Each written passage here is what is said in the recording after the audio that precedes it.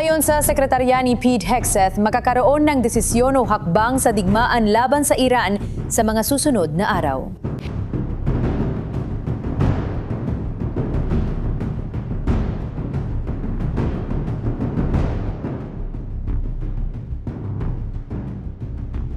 Lulusop ba ng US ang Iran?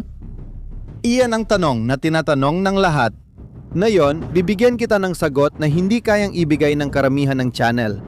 Dahil ang totoo, mas komplikado, mas delikado at mas kahanga-hanga kaysa sa anumang headline na nabasa mo hanggang ngayon. Habang pinapanood mo ito, papalapit na sa Golfong Persico ang ika-31 puwersa ng Marines. Isang grupong pandigma. Binubuo ng mga barkong pandigma at libu-libong sundalo. Ang ika-82 Airborne Division, ang pinakamabilis na puwersa sa planeta, ay sumasakay na ngayon. At ang ika-11 puwersa ng Marines ay sumusunod. Sa kabuuan, mahigit 7,000 elite na sundalo ang kumikilos papunta sa isang lugar. Natukoy na ang mga target. Nasa kamay na ang mga utos. At may takdang oras. Ika-6 ng Abril, 2026. Pagdating ng oras na yon, magbabago lahat. Bakit hindi pa pinipindot ng Estados Unidos ang gatilyo? Para maintindihan mo ang nangyayari, dapat mong makilala ang tatlong puwersang ito. Hindi lang kung ano sila, kundi kung ano ang ibig sabihin kapag sabay-sabay silang lumitaw sa iisang lugar sa parehong oras. Ang ika-82 Airborne Division ay, nang walang pagmamalabis, ang pinakamabilis responding unit ng hukbong Amerikano. Kapag may crisis saan man sa mundo, sila agad ang umaaksyon. Ang mga paratrooper nila ay sinanay na lumapag sa teritoryo ng kalaban nang walang abiso, walang suporta, sa loob ng wala pang 18 oras. Ginawa na nila ito noong ikalawang digmaang pandaigdig sa Iraq, Afghanistan at Panama. Ang buong division ay may halos 20,000 sundalo, pero ang tinatawag na puwersa ng agarang tugon ang kayang kumilos sa loob ng ilang oras kapag dumating ang utos. At noong Marso ng 2026, dumating ang utos. Pero hindi mag-isa ang ika-82 Division, palalakasin ito ng 2 puwersa ng Marines. Mga grupong mataas ang pagsasanay na dalubhasa sa pagsalakay sa mga lugar mula sa dagat at himpapawid. Umalis mula hapon, noong Marso 13 tinawid ang kalahati ng karagatan at papalapit na sa reyon. Naglalakbay siya sakay ng napakalaking barkong pandigma ng Amerika na kayang magsilbing aircraft carrier. Pangalawa, umalis siya mula California makalipas ilang araw sakay ng isa pang kasinlakas na barko. Papunta na siya. Pinagsama, ang 2 puwersang ito ay may higit sa 4,500 sundalo. May mga helikopter, mga sasakyang kayang tumakbo sa lupa at tubig, artilerya at abyasyon. Mga 7,000 elite na sundalo ang kumikilos papunta sa isang lugar. May isang mahaladang detalye rito na dapat mong malaman. Tingnan mo, napakabihira para sa Estados Unidos na magpadala ng 2 grupo na ganito kalaki ng sabay sa iisang rehiyon. Ang dating Deputy Secretary ng Depensa ng Amerika, si Mick Mulroy, ay nagsabi sa publiko na ito ay nagpapahiwatig na may mas malaking nangyayari. May balak silang gumawa ng isang bagay gamit ang mga unit na ito at kailangan nila ng 2. Pero pagkatapos, lumitaw ang tanong, ano mismo ang gagawin? At dito, nagiging talagang interesante ang mga bagay. Dahil nakatuon ang pansin ng mga Amerikano, taga-Iran, Chino at Ruso sa isang lugar. Isang maliit na isla, halos hindi kilala ng mundo na maaring maging susi para tapusin ang labang ito o gawing mas malaki pa ang laban na ito. Ang pangalan niya ay Harg. Isang koral na isla na may 22 kilometro kwadrado lang, mas maliit pa sa maraming barangay sa mga malalaking lungsod. Hindi aabot sa 20,000 ang naninirahan at walang turistang dalampasigan. Isa itong lugar kung saan magkatabi ang sinaunang kasaysayan at langis na nagkakaalaga ng bilyon-bilyon. Sa ngayon, ito marahil ang pinaka-estratehikong lupa sa mundo. Simple ang dahilan. 70% ng lahat ng langis na ine-export ng Iran ay dito dumadaan. Araw-araw, mahigit 115 milyong dolyar na halaga ng langis ang dumadaan sa isla. 10 supertanker ang pwedeng makakasabay mag-load. Ang malalalim na tubig dito ay nagpapahintulot sa mga higanteng ito na dumaong na hindi kayang gawin ng karamihan sa baybayin ng Iran.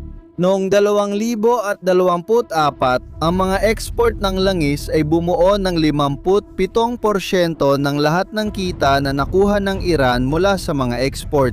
57% mula sa isla na may 22 kilometro kwadrado lang. Kung sino ang may hawak sa Kharg, siya rin ang kumokontrol sa pera ng rehimen ng Iran. Diretso ang lohika ng mga Amerikano. Ang pagkuha ng islang ito ay puputol sa higit kalahati ng kita ng Iran. Ayon sa mga eksperto, kung wala ang perang ito, malalagay sa matinding problemang pinansyal ang rehimen sa loob lamang ng ilang buwan. Pero narito ang datos na tiyak na ikagugulat mo. At hindi ito sinasabi ng karamihan sa mga channel. Dahil sa digmaan, tumaas sa higit $120 kada bariles ang presyo ng langis, kaya mas malaki ang kita ng Iran na yon kaysa bago ang labanan. Ang araw-araw na kita mula sa langis ay tumaas mula sa $115 milyon papunta sa humigit kumulang $139 milyong dolyar. Ang rehimen ang nagdulot ng pandaigdigang krisis sa enerhiya. At kumikita sila mula rito. Bagang ipinapaliwanag nito kung bakit hindi nagmamadali ang Iran na makipagkasundo. Alam ito ng Iran. At kumikilos na sila. Sa mga nakaraang araw, ipinapakita ng mga larawang nakuha ng intelihensya ng Amerika na pinapalakas ng Iran ang Kharg na mabilis. Inilibing na sa mga dalampasigan ang mga minang sumasabog kapag nadikitan ng sundalo o sasakyan. Eksaktong doon kung saan kailangang magsagawa ng paglapag ang mga Amerikano. Muling inayos ang mga sistema ng depensa sa himpapawid. Mas marami pang sundalo ang dumating sa isla. Diretso ang tagapagsalita ng parlamento ng Iran. Mahigpit naming binabantayan ang kilos ng mga Amerikano sa riyon. Huwag subukan ang aming determinasyon na ipagtanggol ang aming teritoryo. Pero may malaking problema ang Iran sa depensang ito. Noong ika-13 ng Marso, halos binasak na ng Estados Unidos ang halos lahat ng orihinal na estrukturang militar sa isla. Mga imbakan ng missile at mina, mga sistema ng depensang panghimpapawid, hangar ng helikopter at tor ng kontrol ng paliparan. Ang itinatayo ngayon ng Iran ay improbisado at minadali gamit ang mga natirang materyales matapos ang mga pag-atake. At may isang delikadong hakbang na malamang ay hindi gagawin ng Iran pero nasa mesa. Sunugin ang sarili nilang mga pasilidad ng langis bago dumating ang mga Amerikano. Sirain ang gusto ng kalaban na sakupin. Eksaktong ginawa ni Saddam Hussein sa mga oil field ng Kuwait noong 1991. Pero sisirain din ang pangunahing pinakukunan ng pera ng rehimen sa loob ng maraming taon. Isa itong matinding opsyon. Posible pero masyadong mataas ang magiging kapalit.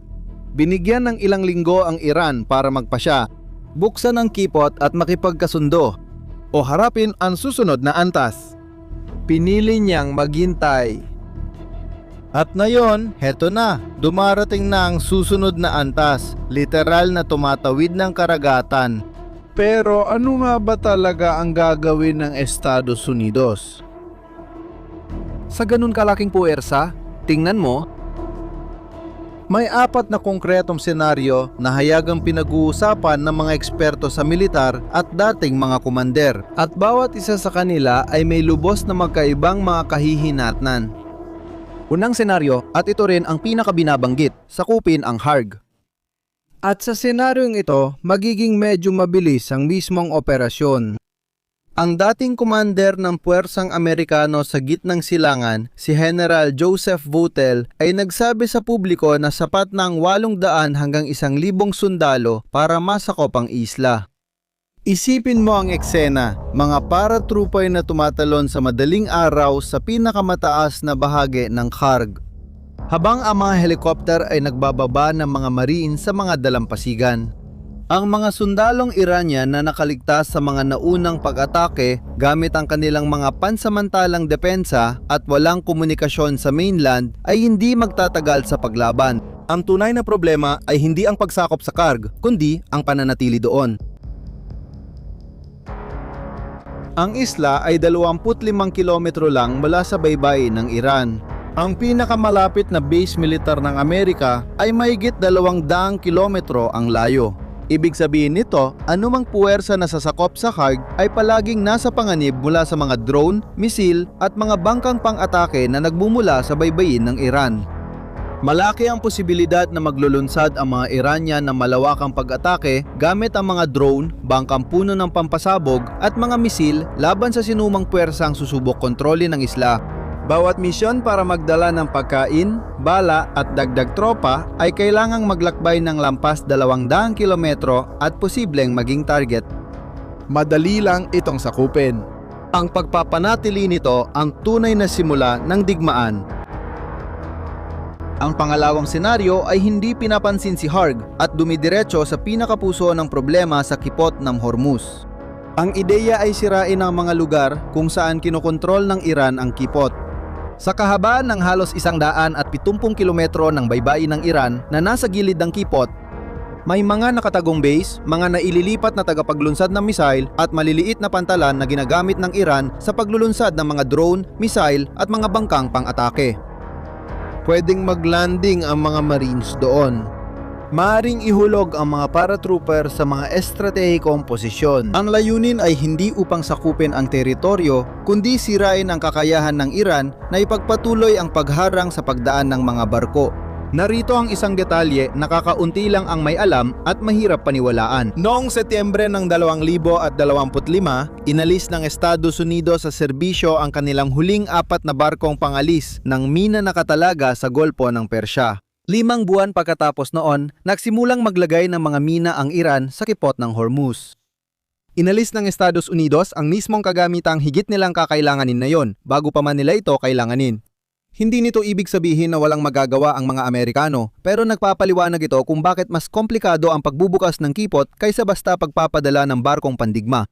At dito rin pumapasok ang isang isla na kakaunti lang ang nababanggit. Ang pangalan nito ay Keshm.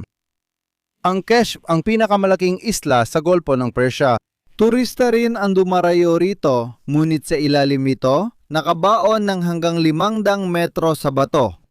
Ayon sa pahayag mismo ng rehimeng Iranian, mayroon tinatawag ng mga militar na lungsod ng mga misil, isang napakalaking network ng mga lagusan na may mga riles sa loob kung saan itinatago at pinapalipad ng Iran ang mga misil na ginagawang imposibleng tawirin ng mga barkong pangkalakalan ng kipot. Ang pagsakop sa Keshm ay mangangahulugan ng pagsira sa kakayaang ito mula sa ugat, pero nangangahulugan din ito ng pakikipaglaban sa isang lugar na kabisado ng mga Iranian sa literal na paraan. Ang ikatlong senaryo ay mas tahimik, ngunit hindi naman mas ligtas. Maliliit na grupo ng mga espesyalistang sundalo na kumikilo sa loob ng Iran. Mga tiyak na misyon para sirain ang mga sistema ng radar, hulihin o patayin ang mga komandanteng militar, at lalo pang pahinain ang kakayahan ng rehimen na i-coordinate ang kanilang mga pag-atake. Isang dating opisyal ng Israel ang nagsabi na posible ito, pumasok, hulihin ang target, sirain ang radar ng Iran at lumabas. Ito ang opsyong nag-iiwan ng pinakamakaanting bakas sa publiko. Pero naisip mo na, ba na maaring ito na mismo ang nangyayari ngayon, malayo sa mga kamera? At narito ang ika-4 na senaryo, ang pinaka-ambisyoso, ang pinaka-mapanganib at ang may pinakamalaking epekto para sa buong mundo. Ang uranium. Malaki ang imbakan ng pinayamang uranium ng Iran, ang materyal na kailangan para makagawa ng bombang nuklear. Mahaba at mahirap ang proseso ng pagpapayaman ng uranyo hanggang sa antas na kailangan para sa isang bomba. At natapos na ng Iran ang 99% ng prosesong ito ng pagpapayaman, huling hakbang na lang ang kailangan para magkaroon ng sapat na dami ng materyal para sa isang sandata. Ang pangunahing pasilidad ay nasa Fordow, nakabaon sa loob ng isang bundok malapit sa lungsod ng Qom, at hindi ito nasira sa mga naunang pag-atake. Ayon kay kalihim ng Estado ng Amerika Marco Rubio, sa pagpupulong sa Kongreso, kailangang pumunta ang mga tao roon at kunin ang materyal. Ang isang operasyon para alisin o sirain ang uranium na iyon ay mangangailangan ng 1,000 hanggang 4,000 sundalo na mag-ooperate sa loob ng Iran sa loob ng ilang araw, daan-daang kilometro ang layo mula sa anumang suporta. Ito ang pinakamahirap na senaryo. At ito rin ang higit na magpapabago sa mga patakaran ng laro sa gitnang silangan. 4 na senaryo. 4 na paraan kung paano magbabago ang kasaysayan. At habang pinagtatalunan ng mga eksperto kung alin sa mga ito ang mangyayari, may isa pang digmaan na nagaganap. Tahimik, magulo at marahil mas mahalaga pa kaysa sa anumang operasyong militar. Ang diplomasya. Sabi ni Trump na nagpapatuloy ang mga negosasyon. Nagkasundo na ang dalawang bansa sa 15 puntos. Gustong makipagkasundo ng Iran. Ayon sa Iran, hindi sila nakikipagnegosasyon. Na ang Estados Unidos ay nagsasalita mag-isa na wala namang dapat pag-usapan. Pero may isang source mula sa Iran na nagsabi sa CNN na meron talagang kontak sa pagitan ng dalawang bansa at handang makinig ang Iran sa mga proposal. Sa huli, sino ba ang tama? Malamang pareho lang sila dahil sa Iran mismo maraming grupo sa gobyerno ang may iba-ibang sinasabi. Watak-watak ang pamunuan at sa gitna ng lahat ng ito, may isang lalaking halos walang nakakita mula nang maupo siya sa kapangyarihan. Mujtaba Khamenei, ang bagong pinakamataas na pinuno ng Iran na mula nang italaga noong Marso, halos nawala na sa publiko. Walang pampublikong paglitaw, isang nakasulat na pahayag lang ang binasa ng tagapagbalita sa telebisyon ng gobyerno. May ulat na nasugatan siya sa pag-atake noong Pebrero 28. Walang tiyak na nakakaalam kung sino ang gumagawa ng desisyon sa kabilang panig. At dito tayo bumabalik sa takdang petsa na binanggit natin sa simula. Ika-6 ng Abril, 2026. Nagbigay si Trump ng ultimatum. Kung hindi mabubuksan ang Strait of Hormuz pagsapit ng petsa ngayon, wawasakin ng Estados Unidos ang lahat ng sibilyang infrastruktura ng enerhiya ng Iran. Mga planta ng kuryente, mga refinerya ng langis, at mga network ng distribusyon. Sumagot ang Iran na kapag nangyari yon, tuluyan nilang sisirain ang infrastruktura ng enerhiya ng rehiyon. 2 ultimatum. May ilang araw na palugit at humigit kumulang 7,000 sundalong Amerikano ang dumarating. Bumalik tayo sa tanong, sasakupin ba ng Estados Unidos ang Iran? Ang tapat na sagot ay, malamang hindi sa parang iniisip ng karamihan. Isang ganap na pananakop na may daan-daang libong sundalo na sumasakop sa mga lungsod at nagpapabagsak sa rehimen sa pamamagitan ng dahas. Ang ganitong senaryo ay hindi posible sa lakas na dumarating. Ang papunta sa golpo ay mas maliit, mas tumpak at idinisenyo para sa mga tiyak at limitadong layunin. Pero paano naman ang mga operasyong militar sa teritoryo ng Iran? Pagkuha ng mga estratehikong isla? Pagkuha ng uranium? Mga espesyalistang sundalo na kumikilos sa loob ng bansa? Ito, oo, ay mga senaryong aktibong pinaplano. Paparating na ang mga tropa. Nakasulat na ang mga utos. Alam mo ba ang pinakakakaiba rito? Tumaya ang Iran na hindi darating ang Estados Unidos. Tumaya sila na sobrang taas ng gasto sa politika. Magbibigay ng dagdag na oras ang mga negosasyon, igiit ng mundo ang isang diplomatikong solusyon, at ngayon, dumarating ang Estados Unidos para patunayan na mali ang kanilang taya. At ikaw, ano sa tingin mo? Sa paglapit ng ika-6 ng Abril, kikilos ba ang Estados Unidos o palalawigin na naman nila ang mga negosasyon? Magkomento kung nakatulong ang video para mas maintindihan mo ang nangyayari. Ibahagi mo ito sa kakilala mong sumusubaybay sa Sigalot. Kung hindi ka pa subscribe, na yon ang tamang panahon. May mga update pang paparating. Hanggang sa susunod.